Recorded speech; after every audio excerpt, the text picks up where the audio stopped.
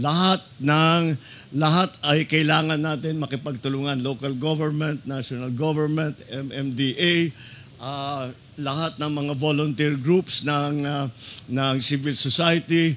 Meron tayong grupo rito ng mga veterano ng RO at sila ay in-adapt nila ang isang section. Ibig sabihin, that's their responsibility mula ngayon na yun ang silang mamamahala para tiyakin na ayusin yan.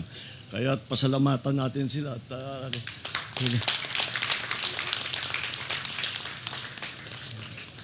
tama yan. Magandang alimbawa sa atin yan. Bawal mag-retire.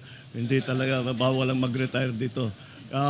Kaya sana naman yung ibang grupo, other civil groups will do the same. And adopt a certain section at sila ang mamamahala sa paglinis at pagtiyak na may dinadaanan yung tubig. Kasabay nitong paglinis, meron din desiltation dahil talagang tumataas ang tubig, mababaw na yung tubig dahil sa siltation. At wala rin tayong choice dun. Kaya't hanggang sa watershed development kasama dito sa solusyon na ito. Dahil yung watershed kung saan nanggagaling yung tubig, pagka maraming puno, hindi nadadala yung lupa. Hindi magsisilt ng ganito. Kapag maraming puno. Kaya kasama sa watershed development na magtatanim tayo ng puno para hindi madala ng tubig yung lupa na dinadala dito sa mga creek natin hanggat maging mababaw kaya nagkakabaha. Kaya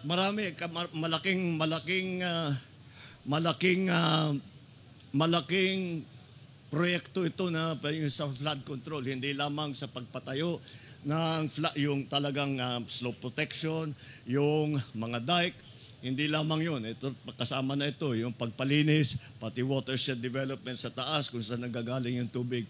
Kaya yan ang aming ginagawa para parang adjustment natin.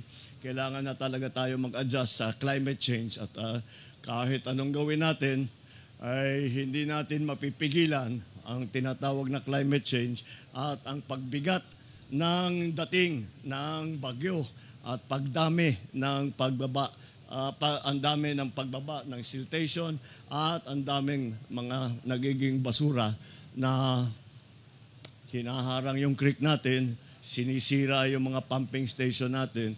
At yun ang isang malaking bahagi sa flood control na hindi pa natin naaayos. Ngayon na inaayos na natin.